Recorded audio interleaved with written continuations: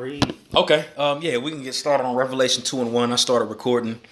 Okay. Pretty much when we go into this Revelation chapter 2 and chapter 3 are pretty much the letters that was told the letters that John the Revelator had wrote that Yahushua had ordered him to write to these 7 different churches. And when you look at the characteristics of these 7 different churches, we have to keep in mind of ourselves and the things that we're doing. Because when you look at the majority of these churches, he says a few good things about it, but then he cursing them out for something that they're doing as well. There's only one church out of all 7 that had a completely good report, and that was the church in Philadelphia. Okay, brotherly love. Exactly. But the other churches, he had good things to say, but he warned them. Okay, he was giving these churches spiritual warnings if they didn't correct these certain things that they flawed on that could cost them their salvation. Okay, so it was on my spirit to study in this and go into detail, looking at the things that was going on within these churches and looking at it like, oh, are we doing this or are we not doing this, or are we doing this or are we not doing this? So we can get started on Revelation chapter 2, verse 1. It's a very interesting 2 chapters when you read it. All right. This is Revelation chapter 2, verse 1. Unto the angel of the church of Ephesus, write. And the word Ephesus means permitted. Mm-hmm. Yeah, permitted. Gone. These things saith he that holdeth the 7 stars in his right hand.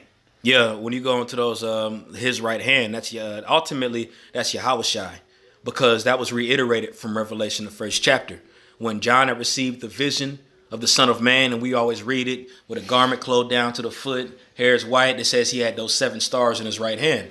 All right, which those 7 stars are really synonymous for those angels, the archangels. Okay, but when you read this here, when he's going into each and every angel in these different churches, that's not pertaining to the 7 stars. These are actually the bishops, the heads over those churches. Okay, and I got precepts to back that up, but go ahead. All right. Who walketh in the midst of the 7 golden candlesticks. Mm-hmm. I know thy works, and thy labor, and thy patience, and how thou canst not bear them which are evil. Right. And when you go into this first church he's writing this to is the church in Ephesus. Again, which the other state means permitted. Okay, now he's saying good things. You can't bear them that are evil. You know how they hate evil, and that's what a righteous man is supposed to do. The scriptures say to hate the evil and love the good. So Ephesus was the most popular church out of all the churches. Out of all those 7 churches, it was the most popular. It was founded by Paul, but John the Revelator, before he got casted into the island of Patmos, he actually dwelled in Ephesus, and Ephesus had the most bishops that was there. It had the reputation outwardly from all the other churches like they got it. You know what I'm saying? Again, John the Revelator lived there. He lived among those brothers. So that church was known for their amount of spirituality. And I believe the bishop of that church was Timothy, if I'm not mistaken. But again, there was a number of bishops that was over there. But he explained to them pretty much how they couldn't bear that which was evil. So, as King David said, the zeal of the Lord hath eaten me up. That was the mindset of those brothers out there in the church of Ephesus. You know what I'm saying? That was on fire. You got it. And thou hast tried them which say they are apostles and are not, and hast found them liars. Mm-hmm. A lot of that was going on back then too. As it was written, beware of those that come in unawares. All that was going on when the ancient apostles had wrote that in those different epistles, man. He was pretty much going into what was going to happen after all the apostles had died off and as the churches continued. Because all that was going to come in, and there was going to be grievous wolves that was going to come in among the circle. And that's proof Yahushua is with you getting on other Israelites. That's right. You see what I'm saying? Because people get mad, but it's right there. Mm-hmm. That's a legacy. That's been happening now. That's right. It was getting on other Jakes. Straight up. You got it. All right, verse 3. And has borne and has patience, and for my name's sake has labored and has not fainted. Again, they was on fire. Again, this is the church of Ephesus. This is a highly known church that we all know about. When you go into all the other churches, you might think like, okay, I really don't know too much history about these churches. But when you go into, we got the book called Ephesians. You don't have a book called, Philadelphia or Sardis or whatever. You have Ephesians. So it was a very highly known church throughout Asia Minor.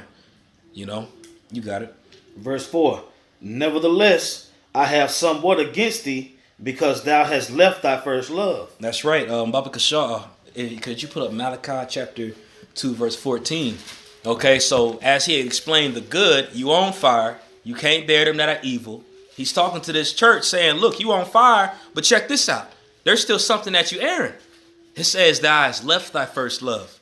All right, and that's pretty much past tense, meaning you left your first love. And that's a big deal, especially when you go into what that first love ultimately is. You know, you got that, Yadaka? Okay. Malachi 2:14, it says, yet ye say, wherefore? Because the Lord hath been witness between thee and the wife of thy youth, against whom thou hast dealt treacherously, yet is she thy companion and the wife of thy covenant. Yeah, the wife of thy covenant ultimately goes into wisdom. You know, that goes into that woman. But ultimately, what is the wisdom? Following the ways of Yahweh Hashem Yahweh Shai. Because you read it in Deuteronomy, the 4th chapter, when he's telling us pretty much how he gave us the law to be judges over the nations. He says to hold on to it, for this is your wisdom and your understanding that you shall profess among all the nations. You know, so when you go into how that church in Ephesus lost our first love, whether it was physical wisdom they was losing, there was a plethora of things that they might not have been doing. They might have been unmerciful within judgment. All right. They might have been too lax, might have been on fire. But when it came to things that was going on within the church, like people might have noticed it. When I was doing my history on Ephesus, again, it was the most known church. And people from the outside looked at this church like they got it. But when it was pretty much they came in and seeing how they handled things, the Scopea was on and they would see how they conducted themselves sometimes. Like, oh, shoot. Like, for example, you know, whatever camp it is, a brother might come in and he might scope some things out and be like, oh, snap, I didn't know this was going on. And we all got those issues that go on among the churches. Everybody's going to see something. You know what I'm saying? But that was what was going on in Ephesus. There was things that was happening within the inner walls of the city that was messing with Yahweh Shai. He says, thou hast left our first love. So just as a constant reminder to all of us, because we understand that these 7 churches, all right, were actually churches that existed back then, but those characteristics still exist today. And a lot of it needs to be weeded out, especially since we know our Lord's getting ready to come back. All right, we need to make sure, speaking to myself first and foremost, that we're, and since I'm talking about it, that we're being committed to wisdom, to this first love. You know, that's it on that, Yadaka. You can keep going, Elder. All right, this is Revelation 2 and 5. Remember therefore from whence thou art fallen, and repent and do the first works, or else I will come unto thee quickly, and will remove thy candlestick out of his place, except thou repent. That's right. That's right. And that candlestick ultimately represents the knowledge, wisdom, and understanding. All right. And it says, I'm going to read this from my notes really quick because I wrote this down. I put, this church is being called upon to remember, mind, and observe from what degree of they were fallen, in order to bring them under a conviction and acknowledgement of their deeds and a sense of their present state, and to be quickened their desires after a restoration of their former one. So pretty much when you go into that, you remember when you first came into the truth, you was on fire. You was on fire for lessons, wanting to study, reading, do all of that. And throughout time, that could wither away. You know, and this is the point where you might be doing a bunch of lessons, but you ain't reading, or you reading, but you ain't doing your lessons, or you might be seen outwardly as a guy that's in the spirit, but when it comes to judgment and wisdom and you being hella unmerciful with judgment, you know what I'm saying? He says, remember where they're all fallen. You know, so this church fell from somewhere. That's why he said repent. And ultimately to repent means to be sorry, but also go back into the first state where you was before. You know, repenting is an action, not just saying Salakia, but doing that action. And Yahweh Shah is coming back quickly. He said, before I remove thy candlestick away. Right. You know, so were they praying? Were they not praying no more? You know what I'm saying? And I'm not asking a question. I'm just saying there's a number of things that this church might have been erring in. You know what I'm saying? To the point where he said, I'm going to take your candle away from you. And that's a big deal. And this is one of the churches that are written of in the scriptures that Paul wrote a letter to. You know? So we can only imagine the ones that ain't written of, the ones that ain't known about. You know? You got it, Elder. All right. Verse 6.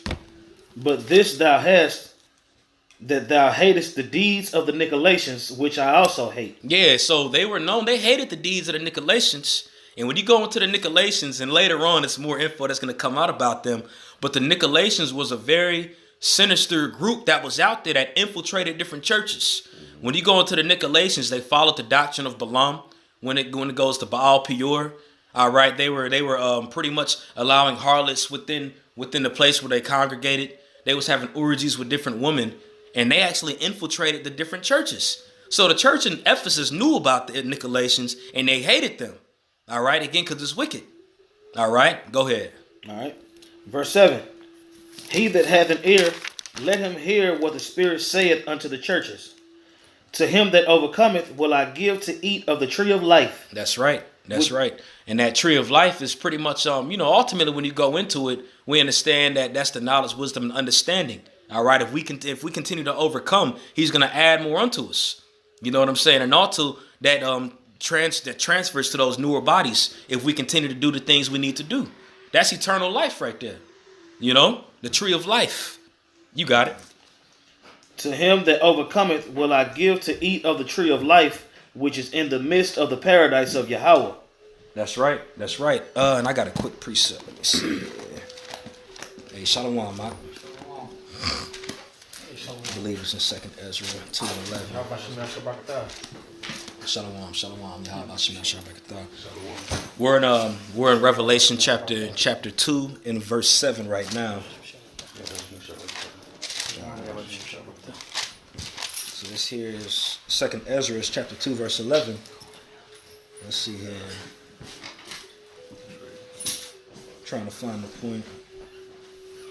Okay, that must be the wrong precept. It's all good. We can keep going, Adam. All right.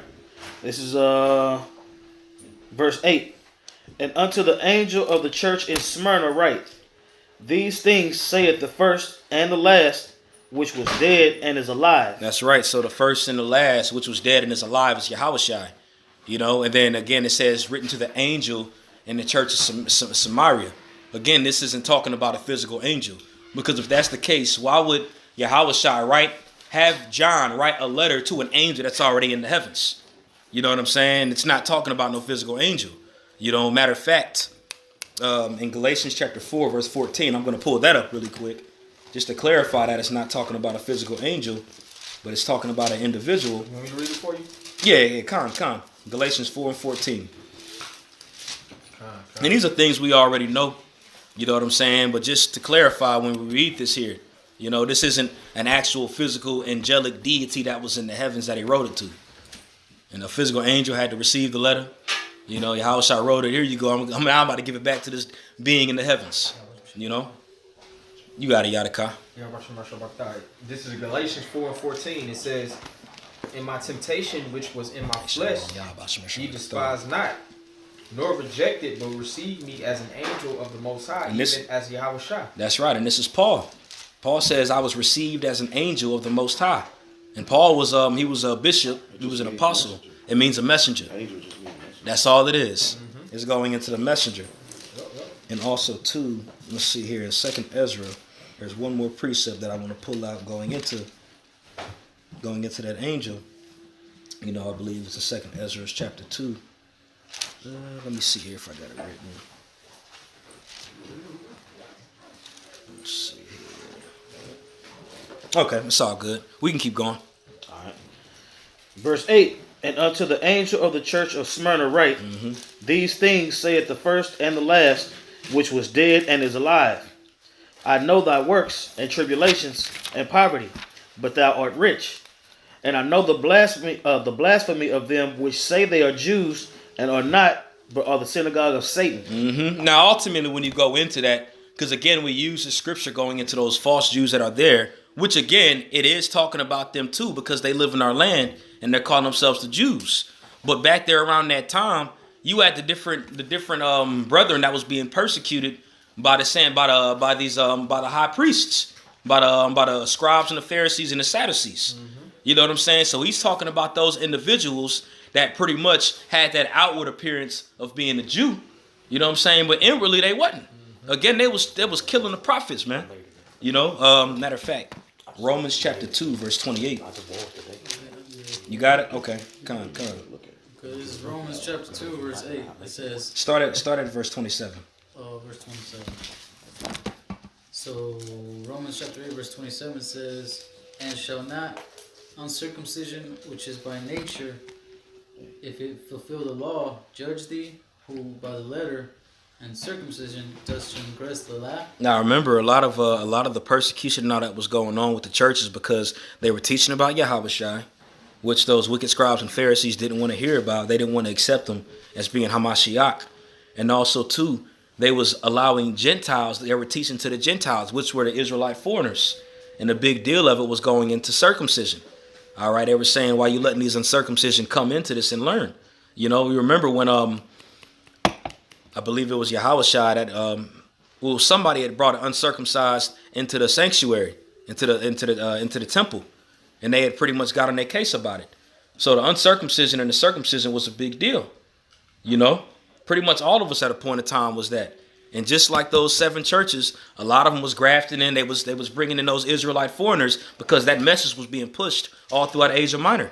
And you had a lot of Israelites that weren't circumcised that was being taught. So you had a lot of those guys within the synagogues that was condemning them for it and persecuting them and putting a lot of them to death. You know? Go ahead. Verse 28. For he is not a Jew, which is one outwardly, neither is that circumcision, which is outward in the flesh. Yeah, it's not about the flesh, man. All right, and a lot of individuals, especially today, and they skirts being lifted, all right, they want to make it seem like it's an outward thing. Mm-hmm. Now, we understand Israelites are Israelites by blood, you know, but it's not just a color thing. You know what I'm saying? It's not an outward thing. It's not just a fringe thing about your fringes. You know, it's about being an Israelite inwardly, understanding what the scriptures are talking about and understanding how to judge. All right? And they didn't have that back then. And we see how that translated over, and they was being wicked, and they pretty much brought those Edomites in and taught them their ways. And then lo and behold, now they over there in our holy land doing the same thing that our people was doing back then, except they ain't even of the fold. And they calling themselves Israelites now. Verse 29, it says, but he is a Jew, which is one inwardly, and circumcision is that of the heart. That's right. It's a mentality, man. It's a mindset. Okay?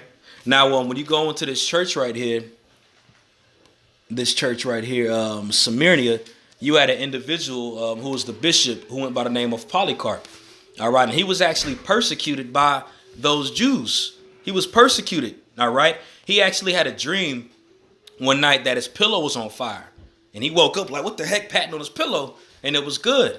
And a few days afterwards, he died by fire by those Israelites being persecuted. You know, so he actually had a vision of his death before it came to pass. So we kind of see going into this particular church, going into the synagogue of Satan, which was actually those wicked Israelites that was pushing the law, but they weren't following it. And we see how they actually persecuted the bishop of that church. They wicked, you know. I think that's pretty much it on that, Yaquad. We can continue back to Revelation 2. All right. This is Revelation 2:10. Fear none of those things which thou shalt suffer. Behold, the devil shall cast some of you into prison, that ye may be tried, and ye shall have tribulation 10 days. See what I'm saying? Now I was going into fear none of those things because the bishop of that church got put to death.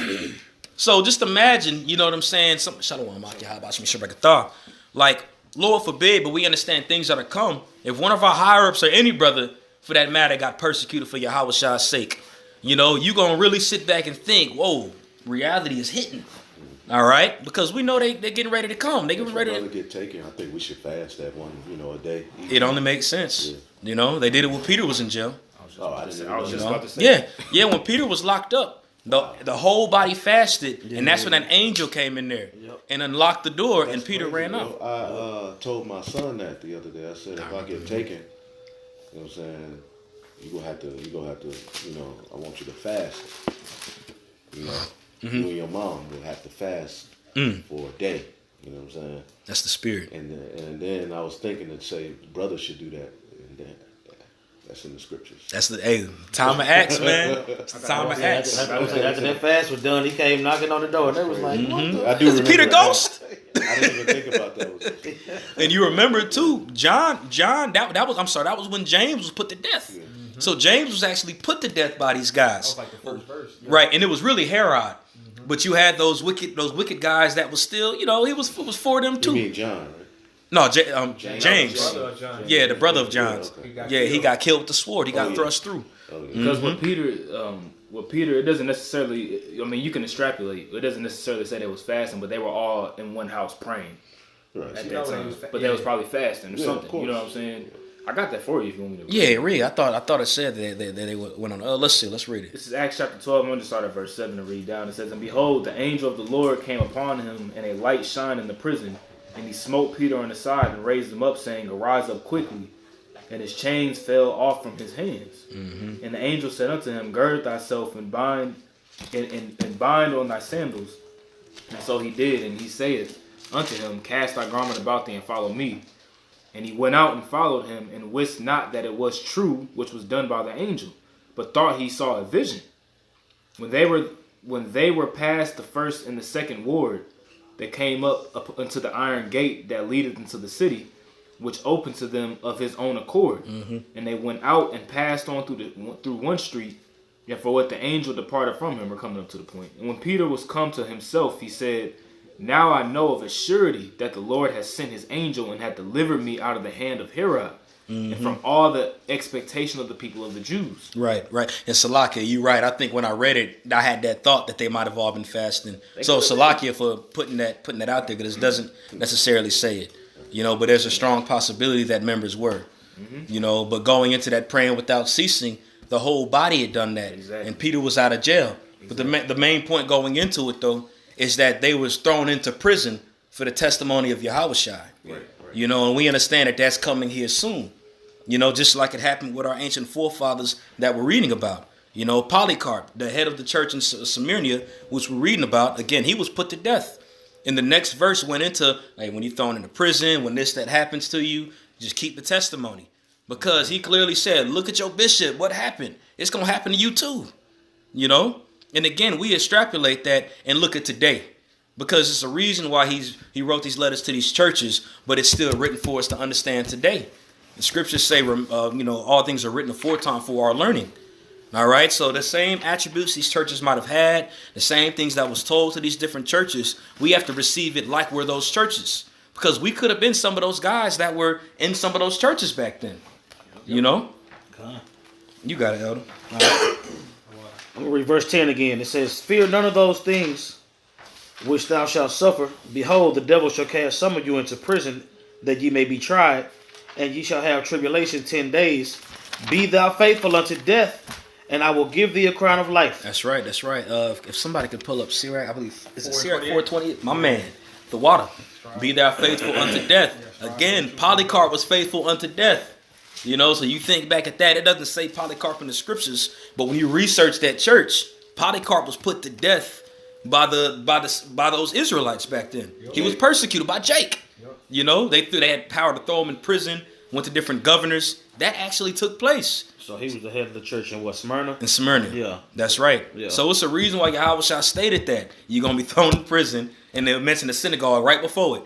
Because a lot of times, even when Peter and John was on trial, after they healed that pretty much man with that issue, he couldn't walk. That lame man, they was brought to the Sanhedrin. It's crazy because Smyrna, when I was doing the research on myrrh and bitter, it means it goes to bitter. Bitter. Exactly. And that was bitter. That was a bitter time. Yep. And this was actually a very small city too. Yeah. It didn't really have too much influence throughout Asia Minor, but they were still on fire for the word. It was more so a smaller camp. Right. How you look at it, a smaller camp that was known though, it made me think like the Mississippi, I'm saying? They a known camp, it's small, but it's still like a high powered camp, Even like Smyrna, that's the spirit, because I was researching that. Me and the brother Yashimoth was going into some research on it.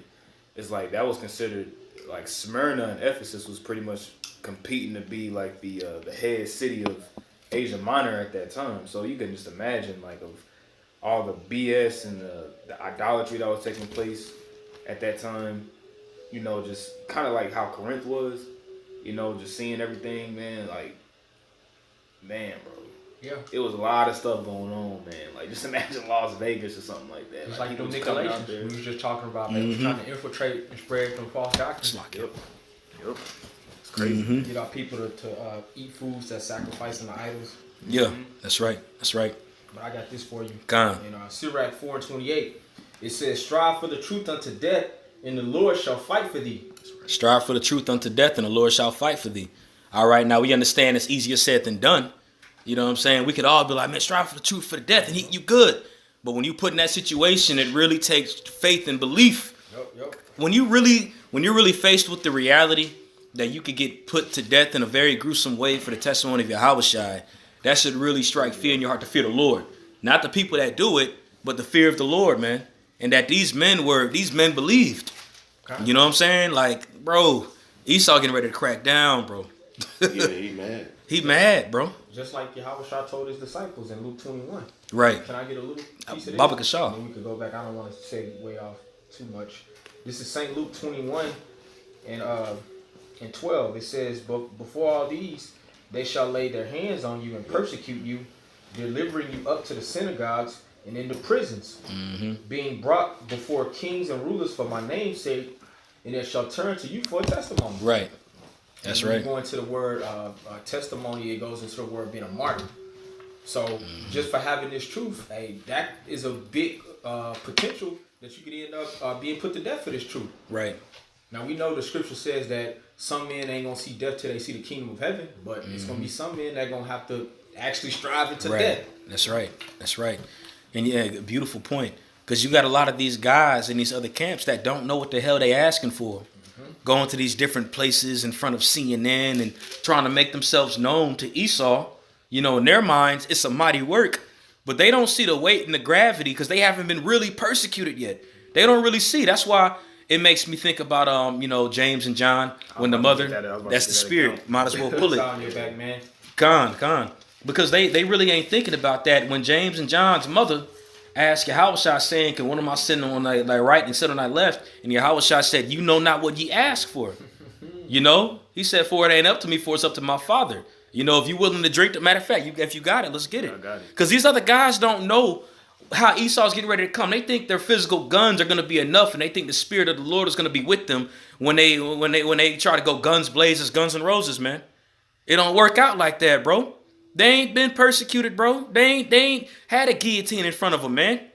But they out there trying to make themselves known. They don't understand the weight of it, man. They don't know what the hell they asking for, bro.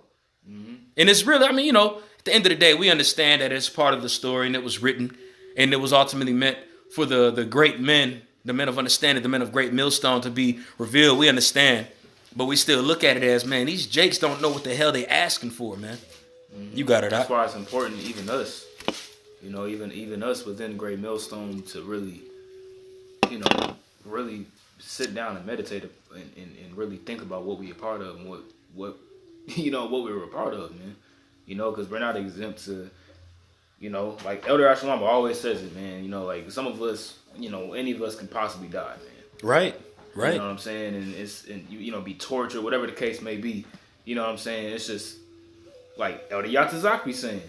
I pray that Yahweh Shem Yahushua keeps the spirit on me, the same fervency that I have now, and even much more in that day, man. That's a spirit that we got to continue to pray for. But, right, because you see these different churches that are written, and as many great attributes that was added to them, Yahweh still said, I have this against thee. And these are known churches. These were churches, man, that was written in Revelation. I still got this against you. So how much more can you look at yourself and be like, man, if you're saying I got this against me from this church that's written of, man, I got to make sure I'm doing what I need to be doing in the spirit. Because he's spiritually talking to you. He's talking to you. Churches, This is Mark chapter 10. I'll start at verse 35 and read down. It says, and James and John, the sons of Zebedee, came unto him, saying, Master, we would that thou shouldest do for us whatsoever we shall desire. And he said unto them, what would ye that I should do for you? They said unto him, grant unto us that we may sit one on thy right hand and the other on thy left hand. Yeah, so they like, man, hey, we want to be great, man, with you. In the kingdom, we want to be great with you, man. We want to sit alongside with you. Go ahead. It says, in thy glory. In thy glory. So they was like, man, we want to be on a level with you.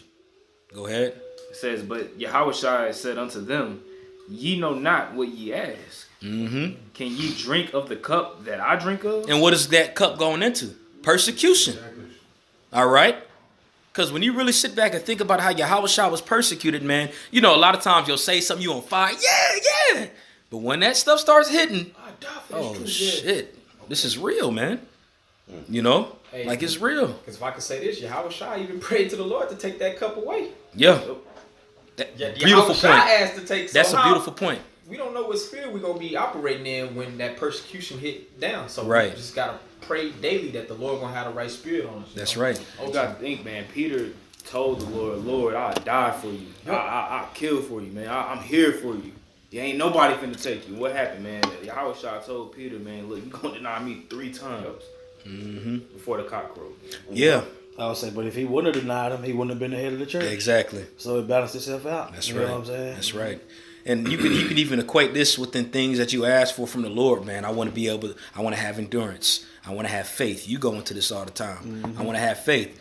But he's going to put you in that position where your faith is going to be tried. Yep. And that's part of the lower level of the cup that's going to be drinking.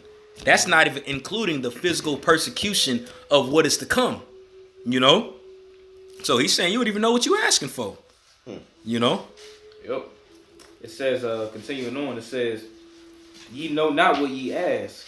Can ye drink of the cup that I drink of, and be baptized with the baptism that I am baptized with? That's right. That's that purification process, man.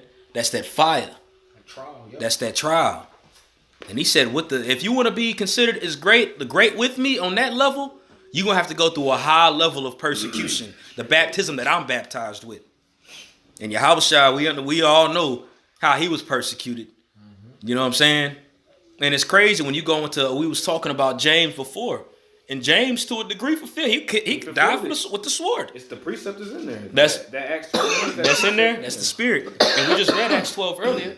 And also, too, you look at John. When you research John, and it's also, I believe it's in the Josephus as well. When you research John, John was actually put on trial to be put to death. All right. They had a pot of oil that was boiling. And he actually stood up there and they pushed him into that pot of oil. And through the spirit of Yahweh Hashem Yahweh Shah, a miracle happened where he wasn't burned. He was supposed to get put to death, but he wasn't burned. He didn't feel no burn. That's why they threw him in the island of Patmos in prison, because they couldn't kill him.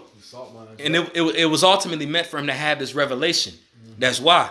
So they both were pretty much put to that trial process. And John came out of it. He believed, got thrown into the cauldron and came out unscratched. You know, and that shows you too, just as a footnote, hey man, the Lord can intervene at any time. If we really fully believe and keep the faith like those men did, whether in death, or he can get to the point where he's going to intervene and still keep you alive. As for his purpose, because we ultimately see John's purpose while he was kept alive, because he written his last book, you know? Yep. It wasn't given to anybody else to write this. He was the last of the 12 apostles that lived. John, when you read about this in Revelation, when he wrote these letters to these churches, this was approximately around 95 AD. So this is 25 years after Jerusalem was sieged. This was way after his brother James passed away. John was old as hell when he received this revelation. He was the last of them to stay alive. He was the only one that didn't get persecuted unto death out of the 12. Yahweh favorite. That's Yahweh's favorite. Yeah, and it's crazy, man, because you got these scoffers, man, like that's over here talking about that scripture in Revelations 10, how it says that he would prophesy again before many kings and nations. Of course, showing reincarnation, you got these scoffers talking about, well, John, he did that. Like, bro, He said he was going to come back. bro. Like, no, he did not. Right. And then even too, with Polycarp, what you're saying, it was when you research Polycarp, because we was talking about him earlier, when he got thrown into that brazen, I believe it was like a brazen calf, I believe it was. No, you talking about Antipas. Oh, Salakio. Yeah, that's Antipas.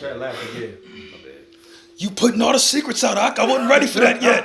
No, I'm playing, bro. I'm just messing with you. Nah, I'll tell you on here. You good, bro. Mark 10:39 says, and they said unto him, we can. And Yahushua said unto them, ye shall indeed drink of the cup that I drink of, and with the baptism that I am baptized withal shall ye be baptized. And that's what we all agreed to when we came on the other side. You know, we said we can do it. You know, and hey, Lord willing, we all able to endure. But he talks about, okay, you talk about it, you're going to have to be about it.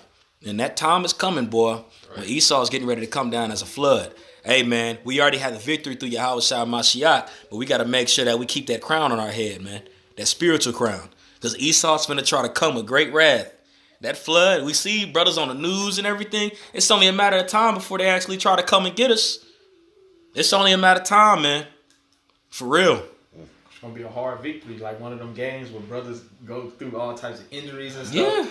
But we're gonna win at the end. That's But right. Like it says in Matthew the 7th chapter, we gotta go through the straight gate, that That's position of difficulty to get the victory. That's right.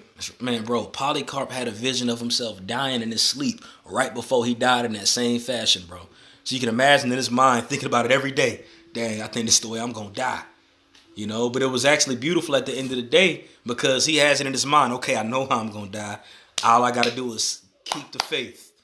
You know, keep pushing. We can go back to that in Revelation. Verse 11. He that hath an ear, let him hear what the Spirit saith unto the churches. He that overcometh shall not be hurt of the second death. That burning, now that's that fire. That's that fire that's gonna come. But we endure, we ain't gonna be able to be touched by it. You got it.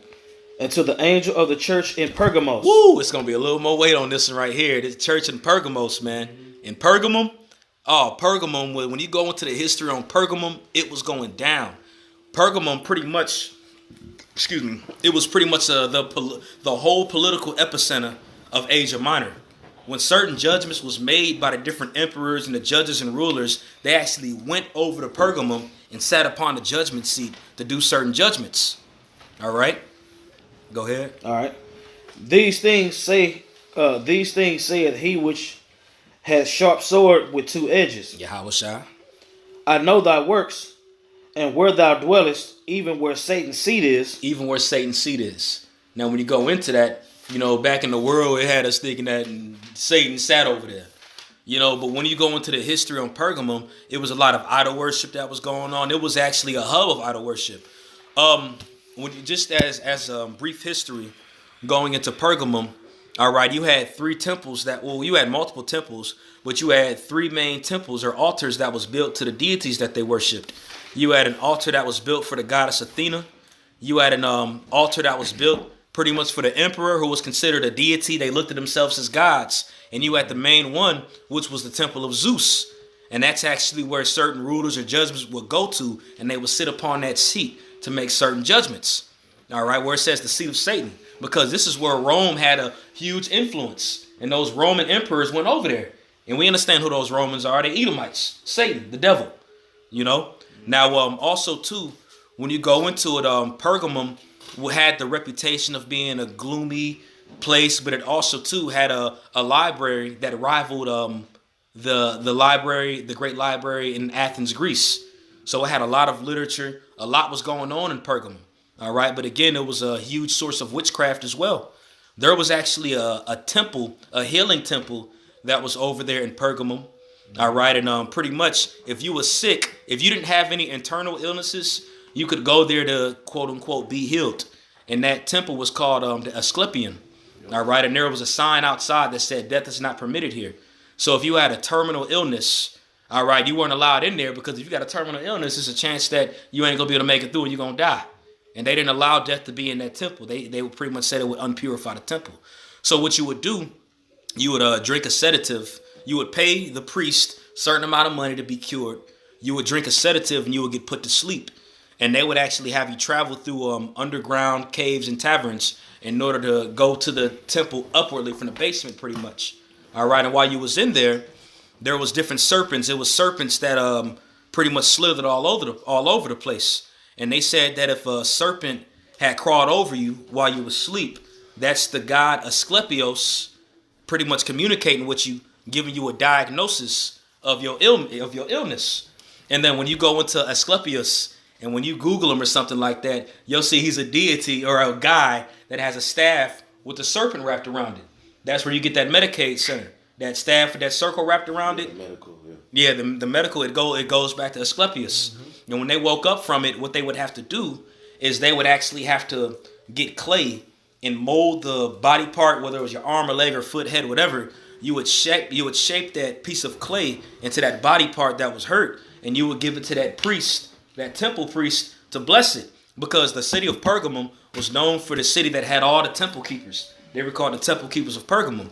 And they were so-called blessed to the god Asclepius, and you would have your diagnostics and you would be healed in their eyes. Now, also, when you go into Pergamum and when you go into the history of it, whenever Babylon was sieged by Cyrus, all right, when Cyrus came and took over Babylon, you had those high priests that had dwelt in Babylon, and they pretty much had offered their sacrifices on pretty much it was a temple in ancient Babylon, which was called the ziggurat. You know, and they actually had the peak of it where they had all the different idols and all the different things that they worshipped, and it was called the Temple of the Blue Summit.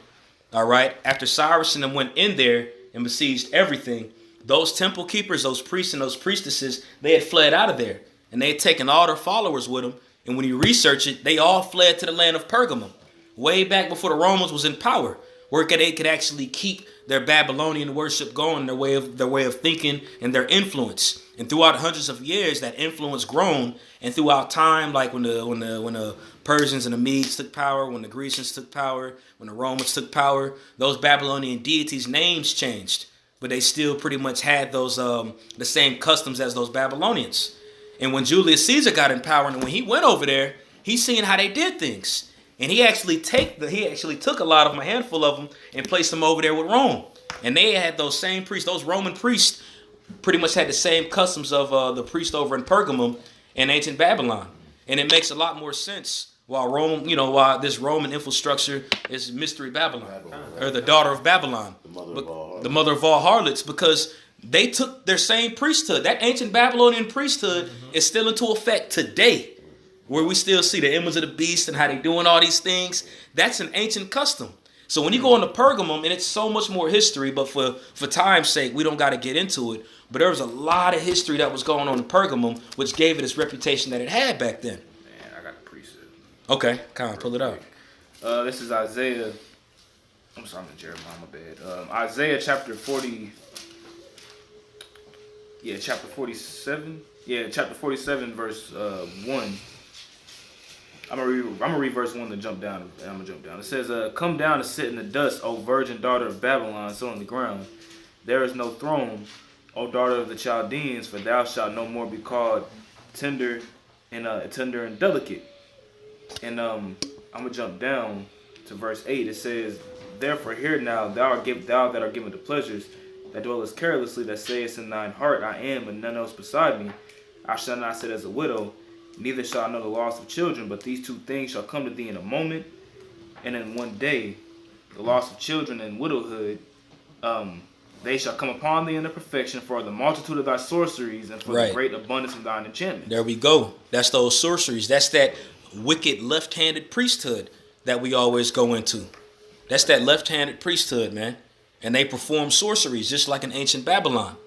All right, they worship deities like Marduk, the Marduk, and then Ishtar. All right, the same things was happening back then. Right. It just evolved and the names of it changed. This is the new Canaan, basically. That's right. Because all of it goes back to Canaan. Yep. All that weird. So it all goes back to Esau got his old MO. He took Ham's setup. That's right. Spiritually Sodom and Egypt. That's right. He just went hard with it. It's double. And we see when we read that verse there why it talks about where Satan's seat dwells. You know what I'm saying? Where those Roman emperors and judges sat to actually make certain judgments. That was the seat of Satan.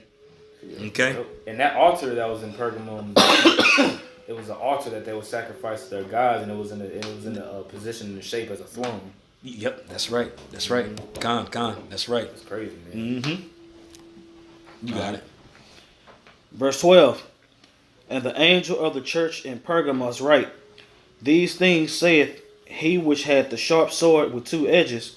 I know thy works, where thou dwellest, even where Satan's seat is, and thou holdest fast my name, and hast not denied my faith, even in those days wherein Antipas was my faithful martyr." That's right. And when you go into the region of Pergamum and what was going on, it's very easy for that energy of that city to be put on you. So it's a big deal to hold your faith, to stay fast when you're in that region. Like, for example, we understand that the place that we live in is considered to be perverted and polluted. You know what I'm saying? That's where in Isaiah 19, it talks about that. How this is a perverted land. That was just like Pergamum. And a lot of those members of those churches pretty much had that polluted mind state just on what was going on around them. But it had mentioned Antipas right there. And he talked about how Antipas was a faithful martyr. Now, when you go into Antipas, which the brother had briefly talked about, when you go into him, remember how we was going into the Asclepius and what was going on. You know, they had paid those people to be healed by that deity. Well, when Antipas was on the scene, he was the bishop around that time. This is around, this is before John the Revelator was thrown into the island of Patmos. Antipas was actually the bishop of the church in Pergamum. And what him and the brethren was out there doing, they were out there healing the sick through the spirit of Yahweh Shem Yahweh Shai. They were raising the dead. They was doing all types of miracles. It got to the point where it was so critical that those temple keepers in Pergamum had went to the governors and the rulers that was within that region, complaining like, look, man, too many people converting to that. It's people converting into this doctrine right here. You know, they being It healed. was a problem. We ain't making no more money. We need to do something, right? He was a problem, bro. And they said it was so bad that the patients that was over there were being plagued by demons. Now, they said, when you research it, they said they believed that the gods was entering into them that they worship, pretty much saying, get away with Antipas. But it was demons that was plaguing people that was like, do something to Antipas, do something. Demons was complaining about him through those people that was there. Because they was under witchcraft when they was under that sedative and being brought up in there and sleeping. The serpents crawled on them. You know, they was being possessed by demons. That's all these people. All these people had that energy. They all have it. And just like they complained back then, they can complain about it with us. But when you go into it, those temple keepers that went to the governors over there. So what had taken place, those governors had brought Antipas over there to the judgment seat over there in the temple of Zeus, where they actually had a bronze bull or a bronze bull that was out there, you know, and that bronze bull sat on the, I mean, I can't really explain it because, you know, it wasn't there, but you had the temple, you had the seat, you had the steps, and then you had the bull right there. Kind of and then, Molech, you know. You know, that's exactly what it was, but you had spectators that was around there to pretty much see. That's how somebody was persecuted. So what they did with Antipas, they had taken him and they had threw him inside of that bull. It was a hollowed out bull. Wherever your head would go, that's wherever the bull's head was, that's where your head was, and you would be tied up on the inside. And you would be, the screams was like it was coming from the bull itself. Right. There was your head was by his mouth. Mm-hmm. So you would be screaming. It's like it's the bull, but Yep. light a fire under it, and it's you. And you in there roasting. That's right. There were different tubes and all that where, yeah, like he said, it was screams come out and they was like, see, the God's alive. But you in there roasting. But when you research how Antipas was put to death, how he was in there getting cooked, the only thing he was saying when he was in there, he was crying out prayers to Yahweh Shem Yahweh Shai for the brethren that dwelled over there. And that's how he died. Those were his last words. He constantly prayed to Yahweh Shem Yahweh Shai to protect the brethren. Those were his last words. So that was written and that was received by the angels. You know, and that was remembered and it was written about. And that's why Yahweh Shai said, remember Antipas. Remember my faithful martyr. Because that's how he died. He died in the spirit. He died in the faith.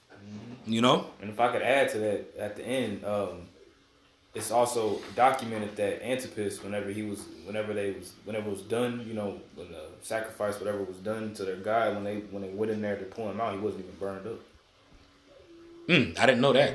Yeah. That's interesting. You can look at it. That's interesting. It said he wasn't even burned. He didn't have no burns on him. His hair wasn't burnt. Just like He during the was time of completely- Daniel. Exactly. Yeah. That's interesting. Because me and Yashima did a lesson on this chapter. Right, And right. I remember it was an article I was reading. That's what it said. Like they pulled him out the bull. He wasn't even burnt. So he just died, but he wasn't burned or Body anything was like intact. that. Yeah. That's beautiful. That's beautiful. Dang. Yeah, the water. Wow. The water for that one. I can pull that part up. Kind of. But Yeah. You can keep reading them, Elder. All right. I'm going to read the last verse again. Verse 13, it says, and I know thy works, and where thou dwellest, even where Satan's seat is, and thou holdest fast my name, and hast not denied my faith, even in those days wherein Antipas was my faithful martyr, who was slain among you where Satan dwelleth. I got it. You said you got it? Yeah, I got that account whenever you're ready. Just that part I was mentioning, but whenever you're done. No. Go ahead and bring it out, and then I'll get back to verse 14. Okay, this is from a website that I have here. It says the enraged pagan priest dragged the martyr Antipas to the temple of Artemis and threw him into a red-hot copper bull, where usually they put the sacrifices to the idols. In the red-hot furnace, the martyr prayed loudly to the Most High, imploring him to receive his soul and to strengthen the faith of the Christians. He went to the Lord peacefully as if he were going to sleep. At night, Christians took the body of the martyr Antipas, which was untouched by the fire. They buried him at Pergamum. The tomb of the martyr became a font of miracles and of healings from various sicknesses. Wow. That's what I'm saying. So much so that it was mentioned, it was documented. Yeah. You know? Straight up. Straight up. All right. Verse 14. It says, "But I have a few things against thee, because thou hast there them that hold the doctrine of Balaam, who taught Balak to cast a stumbling block before the children of Israel, to eat things sacrificed unto idols, and to commit fornication." Yeah, man, that was actually happening in Pergamum. When you go into pretty much going into Balaam and Balak, that goes into the following of Baal Peor. Oh, that was a stumbling block that was put on us back then. That Moabite deity, it was a bunch of women pretty much that was harlots that we was messing with back then around the time of Moses. When we was having victories and wars and everything, you know, pretty much there was a stumbling block that was cast on us, you know. And when you go into Baal Peor, that pretty much goes into sex deity, like controlling things through sex and putting that out there. So just like that, you had those temple harlots that dwelt in Pergamum that pretty much had the same personification as back then around the time of Baal Peor. You know what I'm saying? And also too, when you really just go into that, again, going into that history, it only makes sense when they were following the same customs as those Babylonians. Because those Babylonians, they still were doing things that was similar to what was going on when Baal Peor was worshipped. Exactly. You know, ancient Babylon had all of that going on. You got it, brother. I know you got it. Yeah. Back you up. This is Numbers 25:1. It says, "And Israel abode in Shittim, and the people began to commit whoredom with the daughters of Moab." Like you just said. And it says, "And they called the people unto the sacrifices of their gods, and the people did eat and bow down to their gods. That's right. And Israel joined himself unto Baal Peor, and the anger of the Lord was kindled against Israel." That's right. And you remember the account with Phinehas when pretty much, you know, one of the We children go into of... it. Oh, okay. Keep going. Come. Let me see. No, it's a few verses afterward. It's more toward the end. It's of like it. towards verse 7. Yo, it is 7. Numbers 25:7. It says, "And when Phinehas, the son of Eleazar, the son of Aaron the priest, saw it, he rose up from amongst the congregation and took a javelin in his hand, and he went after the man of Israel into the tent and thrust both of them through, the man of Israel and the woman through her belly." He had that zeal, man. He killed their ass. Yep. You know what I'm saying? Put wickedness away from Israel. Exactly what it's going to say. You know? Oh, It says, okay. "So the plague was stayed from the children of Israel." That's right. That's right. Put that wickedness away. Yep. And we see it was different times where Jake would always go off, worship other gods, worship the Lord first, and then worship other gods, and they fell off. It was an ongoing process. Even around the time right now we about to go into, man. Because just like in ancient Pergamum, they had the doctrine of Balaam pretty much going into it, which it wasn't called the doctrine of Balaam back then, but it was likened to what was going on. Yep. And that's what Yahweh Shai likened it to when he explained it. Because he had pretty much explained it in a way that we would understand. Look, you following the doctrine of Balaam, just like back then your forefathers. Exactly. And it infiltrated the church, man. It infiltrated it was in the city, and it infiltrated the church. Jake that was in the church was worshiping that stuff, man. Having orgies. And it goes into it when we keep going in Revelation. Was that it on that one? Yeah, that's it. Okay. All right. Verse 16, it says, "Repent, or else I will come unto thee quickly, and will fight against them with the sword of my mouth." Yeah, man. So Yahweh Shai pretty much like, you better get up out of that, man, or else I'm gonna kill you. Did you read the part about the Nicolaitans yet? Oh, okay, I'll skip that. So you one. read it Okay. earlier, but I think it's going to mention them again. Yep. It mentions it right here. Oh, okay, Yep. yeah, I'll skip verse 15, Salaki. That's all good. Revelations 2:15. It says, "So hast thou also them that hold the doctrine of the Nicolaitans." So it's likening the doctrine of Balaam to the doctrine of the Nicolaitans. It's like orgies. They was having orgies. They was eating food sacrificed to idols willingly. We understand that it's stuff out here that you just gonna eat and you can't help it. It's just food. But they were actually willingly knowing it was for that, didn't care, and they were pretty much they was doing like it was okay. Like they was literally like, we know this is worship to that, and we gonna join into worshiping. You know what I'm saying? Yeah, it was when you go into it, it was like a do as thou wilt. Exactly. Right. Pretty much like you can do whatever you want. The Lord, you good. You know what I'm saying? Like it's kind of like now, honestly, like a modern day That's church doctrine. exactly what it is. That's exactly what it is. Because when again, Lord, when I do a lesson on, I know I was been supposed to never got to it, man. But a lot of this has influenced what we see within the Catholic Church today, or what was going on in Pergamum. You know, when it goes into the Nicolaitans, which we read earlier about the Church of Ephesus, how they hated those deeds.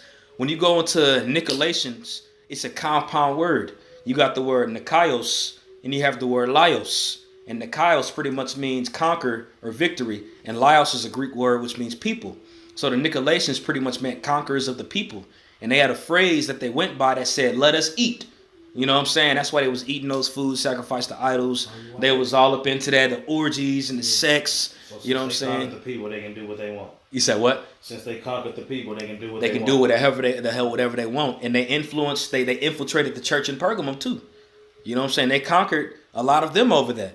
You know what I'm saying? That's why Yahushua was cursing them out, man. If we would have left off after a lot of these churches, those 7 churches, we would have been through. Yep. It really makes you think like, man, another falling away had to happen, bro. Yeah.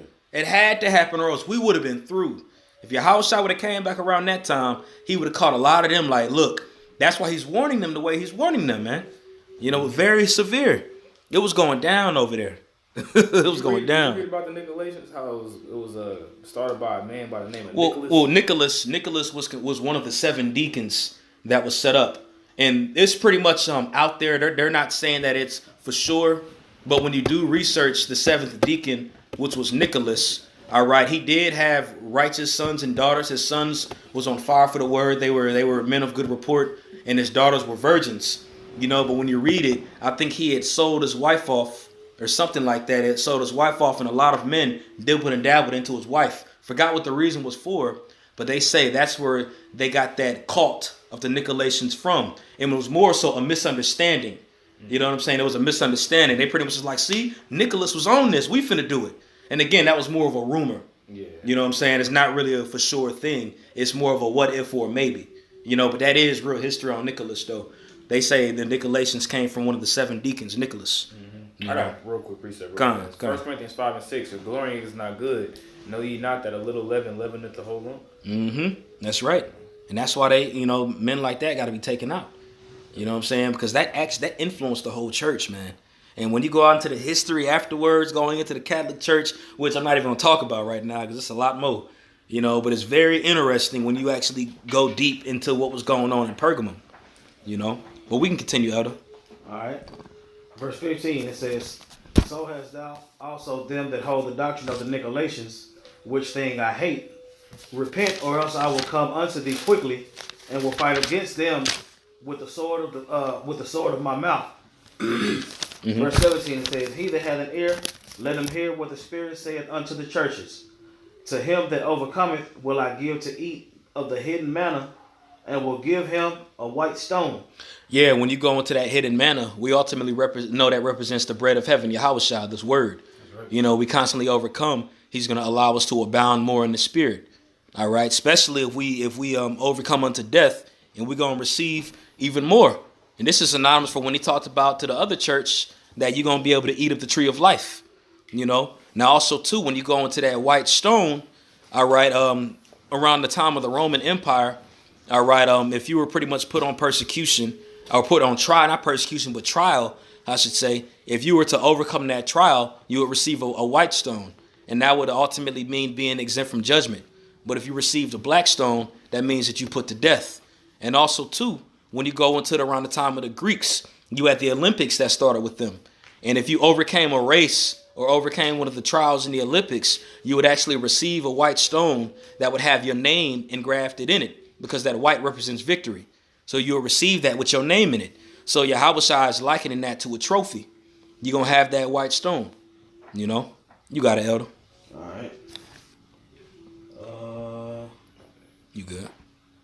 To him that overcometh will I give to eat of the hidden manna, and will give him a white stone, and in the stone a new name written. See? In that stone. So Yahushua is looking back to what pretty much Yahushua was explaining things to them that they could relate to. Exactly. You know what I'm saying? In that stone, you're going to have a new name written. You know what I'm saying? But he's likening it to what was going on in the Olympics back then. Once you won a trial, you would receive a trophy, which was a right stone with your name engrafted in it. And that's synonymous for victory. You know, you got it. Which no man knoweth saving he that receiveth it. And a lot of people always like to say, well, see, it say that it was going to be a name ready that don't know, man, no. Except the men that received the name. Right. That easy. The men that received the name going to know it. They going to know it. Everybody else not going to know it. So, come on, man. You know what I'm saying? Read 2 more. Well, that's what lets you know it's a spiritual block there. Right. If you finish the sentence, you get the understanding. See, it say no man. It's already sealed, yeah. Oh, brother. You know? And that name goes beyond the actual name too. Right. It's your energy. Yeah, come. The elect would be the only ones that got it. That's right. That's right. We talked about it at camp yesterday. How the elect are going to have that glory. You know, it goes into the ultimate prize. That glory being a joint heir with Yahushua. We don't have that down here, bro. We preaching about it. We know in part and prophesying in part, but we don't got it. That's what we're fighting for. You know? I got a real quick precept. Come. This is Isaiah 56, I'm sorry, verse 4. It says, "For thus saith Yahweh unto the eunuchs that keep my Sabbaths, and choose the things that please me, and take hold of my covenant." Now, when you go into these eunuchs right here, this isn't talking about physical eunuchs. It's talking about all of us. You know, pretty much being a eunuch. When a man was castrated, he was castrated so he could focus on one thing wholeheartedly, and the master that he served. And that's the spirit. We was talking about George Washington Carver yesterday, and how he had invented a bunch of different things. A lot of people don't know that he was a eunuch. That's why he was so focused on those inventions, and he came up with so many different things. It was brilliant because he didn't have no fleshly carnal things to worry about. So he's likening, like he's reading Isaiah 56, he's likening those eunuchs to being us. Spiritual eunuchs, because we're supposed to be one-minded to serve Yahweh B'Shem Yahushua with our full heart. Right. You know? It's like Yahushua said, there's eunuchs for the kingdom of heaven. That's right. That's right. Verse 5, it says, "Even unto them will I give in mine house and within my walls a place and a name better than of sons and of daughters. That's right. I will give them an everlasting name that shall not be cut off." That's right. And that even goes in the Wisdom of Solomon 3:14 as well, when it talks about the eunuch, and it says, he shall give him the special gift of faith, and he shall have an inheritance within the temple. You know what I'm saying? He shall have the special gift of faith, though. And that's to those men that are single-minded. You know, that's that. You gonna have that white stone, man. That represents that glory too. That's right. That's right. Because you get the victory. And yeah. then that white stone with your name, that represents glory for triumphing over what you had to go to accomplish that victory. And we know it ain't gonna be no temple in the kingdom of heaven. So we understand you're not gonna actually be within that. You know, but as we're being measured, as it's written in Revelation the 11th chapter, because the temple in the kingdom of heaven is Yahweh and Yahushua. Yep. It's talking about how we're gonna have an inheritance within that. And be with those joint heirs with Yahushua when you go into that, because Yahushua was a spiritual eunuch. And if he's a spiritual eunuch, the men that come after him that preach that gospel and pretty much put their bodies as a sacrifice like him are going to be eunuchs as well. You know? Okay, we can keep going. And I'm going to just do chapter 2. Just for right now. Yeah, we already discussed it. God. Verse 18, it says, "And unto the angel of the church of Thyatira write, These things saith the Son of the Most High, who had his eyes like unto a flame of fire, and his feet are like fine brass. I know thy works, and charity, and service, and faith, and thy patience, and thy works, and the last to be more than the first. Notwithstanding, I have a few things against thee." Yeah, when you go into this church in Thyatira, it also had a name, pretty much Thyatira, when you go into the name, it pretty much means daughter. You know, and when you go into it, around the time of the Seleucid Empire, you know, when I got in my notes, Seleucus, the son of Nicanor, being at war with Lysimachus, it says, hearing that he had a daughter born, called this city Thyatira, which is the same thing as Thyatira, just another name for it. And it says, and which was before called Pelopia, and also Semiramis. So this city was called Semiramis at a point in time. And that name means daughter. And when he keeps reading, you'll see why it's called that. Go ahead. All right. "Notwithstanding, I have a few things against thee, because thou sufferest that woman Jezebel, which calleth herself a prophetess, to teach and to seduce my servants to commit fornication." See what I'm saying? The city was called. Again, he always used certain characteristics of the city to explain it to the church. They was called daughter. But you had pretty much, when it says suffered that woman Jezebel, we know it's not talking about Jezebel from Kings. But it was an energy that was placed pretty much. You had woman bishops over in the church. There was women that was bishops. And Paul clearly said, I suffer if not a woman to teach, nor absorb authority over a man. And a lot of people will try to say, well, that was only pertaining to the church in Corinth. No, man, he's talking in general, man. Because when you went into that, man, there was a lot of witchcraft that was going on. And there was a lot of, excuse my French, but fucking that was going on within that church. You know, they pretty much put that harlot vibe into the church. And that was going on. When you research the church in Thyatira, you know, a lot of men was lusting over these women that was in there. And they were losing focus on what the main prize was, man. It's the same thing today. Jake is doing it, like, you know. That's why it's smart not to have them around, you know, like that. See why the apostles talk about it so much, man. Like, they talk about their stories that they went through. It makes sense, man. You know how Jake, You know? trying to show up, brothers talking crazy to brothers around women. Yeah. That's right. That's right. You got it, Elder. All right. Can I get this real fast? Come on. Before we, I got that word Jezebel in the Greek. It says in Revelation 2:20, equivalent to a second Jezebel, the symbolic name of a woman who pretended to be a prophetess and who, addicted to antinomianism, claimed for Christians the liberty of eating things sacrificed unto idols. Right. And then when you get that word antinomianism in Wikipedia, it says antinomianism is any view which rejects laws or legalisms and is against moral, religious, or social norms, or is at least considered to do so. Right. In Christianity, an antinomianism is one who takes the principle of salvation by faith and divine grace to the point of asserting that the saved are not bound to follow the moral law contained in the Ten Commandments. That's Christianity in a nutshell. That's Christianity in a nutshell. They got women deacons and everything. What was that off of? Wikipedia, antinomianism. That's dope. I That's dope. remember me and Aaron Smith talked about that in our list. Yeah, I know y'all been going into all these. Screenshot it and send it to me? Yep, I got you. So what, you looked up the word Jezebel And yeah. in the Greek? Yep, you look at the word Jezebel, then as I looked it up when I was researching it, I seen antinomianism, and I looked up what antinomianism was, and that's when I read that, and I was like, dang, that's Christianity. That's it. Yeah, because what I'm gonna send you a link. Okay. what those women bishops were doing pretty much, they were actually allowing their servants or the people that were under them in the churches to go to these different rallies and these different events that was going on there, and they was allowing them to take those foods that were sacrificed to idols and bring it back to the church.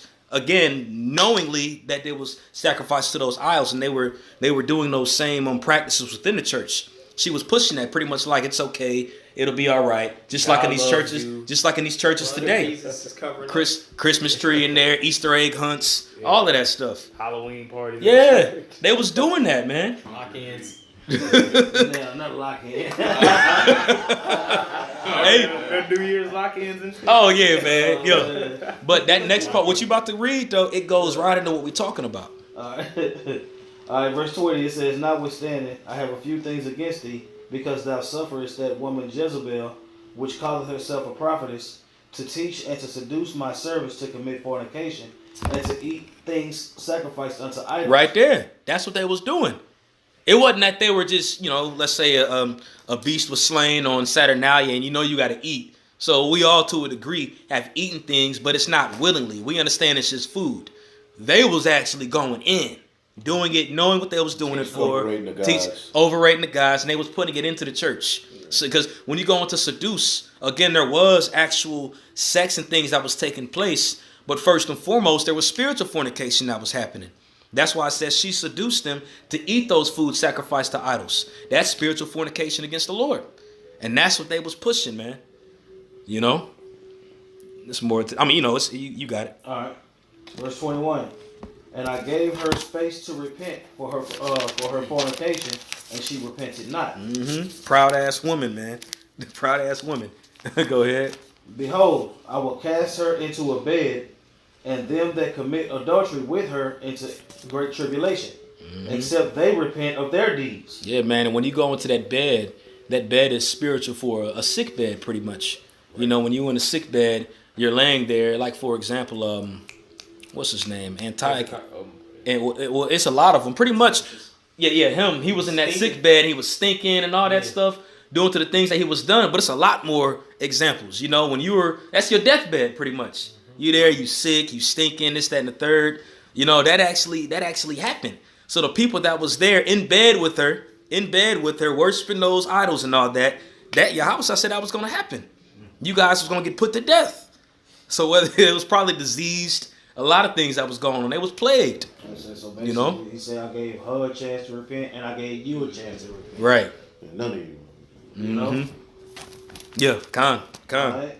Verse 23, it says, and I will kill her children with death, and all the churches shall know that I am he which searcheth the reins of the hearts. See, when it's talking about kill her children with death, that doesn't necessarily mean her actual physical children. When you go into what a bishop is a head of a church, but also a father figure. Yep. You know, so she was more so like a mother figure to them, you know. And also too, just as a footnote, when you go into Thyatira, you had different priests that were worshipped, and later on they changed their names. They was called Augustinians and they were called Dominicans. And they pretty much pushed that woman worship of Mother Mary within their churches, worshiping Semiramis, because the city was called Semiramis. So they had that woman worship going on heavy within that city, and that influenced the church. And you had those priests. So you had those people that were under there, Mother Mary, whatever they were saying. They might have been saying Mother Mary, you know, but it was that woman worship spirit that was within that church. So he's saying, I'm going to cast you into a bed, and I'm going to cast all your children, meaning your followers, into that bed too. And you all going to die grievous deaths, you know. And we see it taking place today within these churches. That woman worship spirit, man, especially the Catholic Church. That's right, they rule them. Even church with these jakes, like crazy. They got these woman preachers. You know, now who knows? The spirit could have been on her to repent and be like, look, y'all gotta step down. Y'all can't be heads. And she probably rejected it. You know what I'm saying? No, I'm still gonna be the head. Not saying it happened, but who knows? And then that's when he said that. You know, it makes sense because she's proud. Nigga woman proud as hell.